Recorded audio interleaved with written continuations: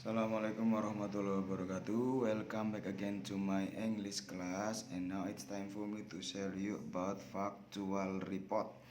Oke, selamat datang kembali ke kelas bahasa Inggris saya. Dan saatnya sekarang saya akan berbagi tentang factual report text.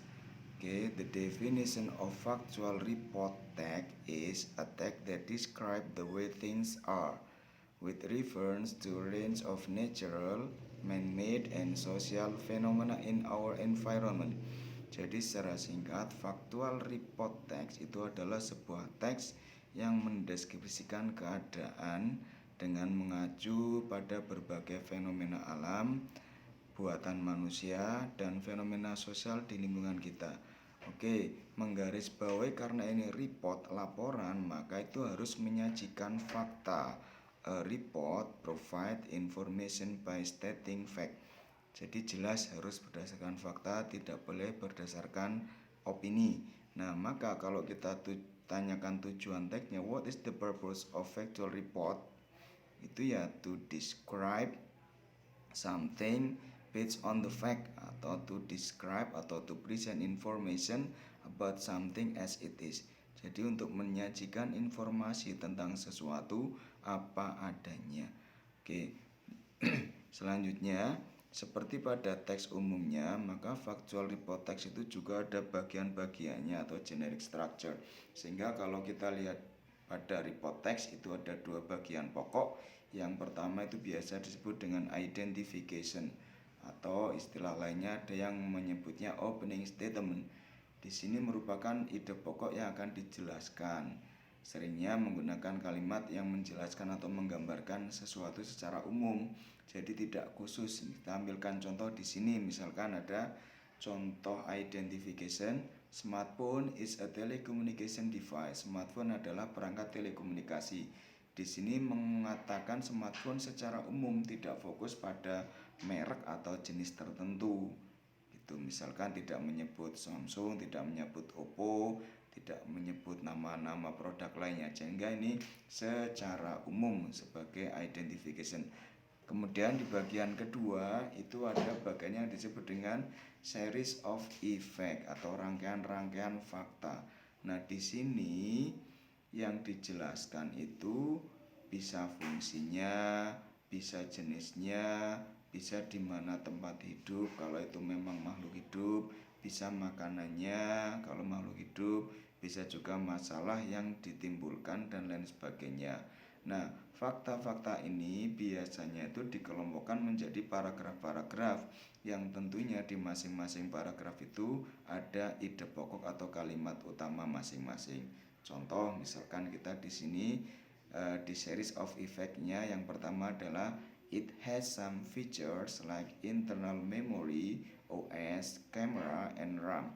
Internal memory is used to save files, data, and application. Jadi pada series of effect yang ini ide pokoknya adalah it has some features. Tentunya it-nya itu merujuk ke smartphone, sehingga kalau kita buat utuh dari contoh yang tadi itu, misalkan di sini kita lihat ada paragraf pertama yang diawali dari smartphone is a telecommunication device, it cannot be separated from people's life. Ini yang merupakan identification.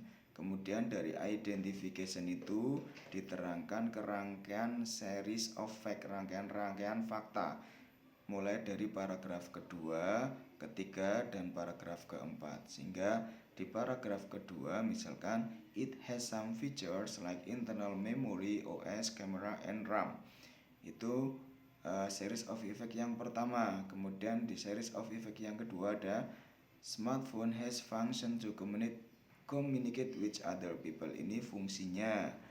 Nah, sehingga di masing-masing series of effect itu juga ada ide pokok karena sudah berwujud paragraf. Sehingga singkatnya dari contoh paragraf ini, dari contoh tag ini paragraf pertama itu merupakan identification, sedangkan paragraf kedua, ketiga, dan keempat itu merupakan series of fact. Sehingga singkat cerita, factual report text ada bagian-bagiannya, ada dua, yaitu identification dan series of fact. Nah, untuk Tata bahasa yang sering digunakan pada factual report text ini seringnya adalah pola kalimat atau tenses bentuk simple present. Ini yang sering digunakan untuk factual report text. Selanjutnya, selain simple present, saya ingin menambahkan tentang kemungkinan kata benda. Kata benda yang akan sering digunakan pada report text. Salah satu yang harus Anda pahami adalah cara merubah dari bentuk tunggal menjadi bentuk jamak. How to change singular into plural noun. Sehingga ada beberapa kriteria di sini. Yang pertama, kriteria umum adalah tambahkan huruf s di akhir kata untuk merubah dari tunggal menjadi jamak. Misalkan bottle berubah menjadi bottles, cup menjadi cups, dan seterusnya. Jadi tambahkan huruf s di akhir kata. Selanjutnya, aturan kedua, bagi kata-kata yang berakhiran dengan huruf ch, x, s, atau es, ini tidak ditambahkan s tapi ditambahkan akhiran es. Contoh, ada box berakhiran dengan huruf x maka menjadi boxes. Kemudian watch berakhiran dengan huruf ch maka menjadi watch. Class berakhiran dengan double s maka menjadi classes. Bus berakhiran dengan huruf s maka ditambahkan es menjadi basis. Jadi aturan kedua, bagi kata benda berakhiran dengan ch, x, dan s maka tidak ditambah dengan huruf s tapi ditambah dengan akhiran es.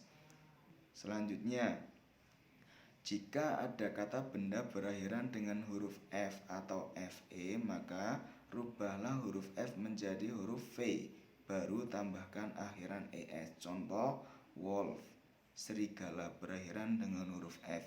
Kalau kita ingin merubah menjadi banyak serigala atau serigala maka f-nya dirubah menjadi v baru tambahkan es menjadi wolves. Kemudian contoh lainnya adalah daun, leaf, leaf. Nah, ini berakhiran dengan huruf f. Kalau kita ingin ngomong dedaunan atau daun-daunan maka f-nya kita rubah ke huruf v baru ditambahkan es menjadi leaves. Nah, ini contoh aturan untuk merubah dari tunggal menjadi jamak. Yang pertama tambahkan s, yang kedua tambahkan es bagi kata berakhiran huruf s, ch, x. Kemudian untuk huruf f dirubah dulu ke huruf v baru ditambahkan dengan es. Oke. Ya, ini ada juga yang perubahannya eksklusif karena memang tidak beraturan. Contoh, ada child, ini berubah menjadi children, anak menjadi anak-anak. Kemudian ada woman berubah menjadi woman, man berubah menjadi men. Ini kan eksklusif, berubahnya tidak bisa ditambah s atau s. Nah, ini yang perlu nanti harus kita cermati bersama terkait dengan perubahan kata benda dari tunggal menjadi jamak. Oke, saya kira cukup sekian dulu. Terima kasih. Assalamualaikum warahmatullahi wabarakatuh.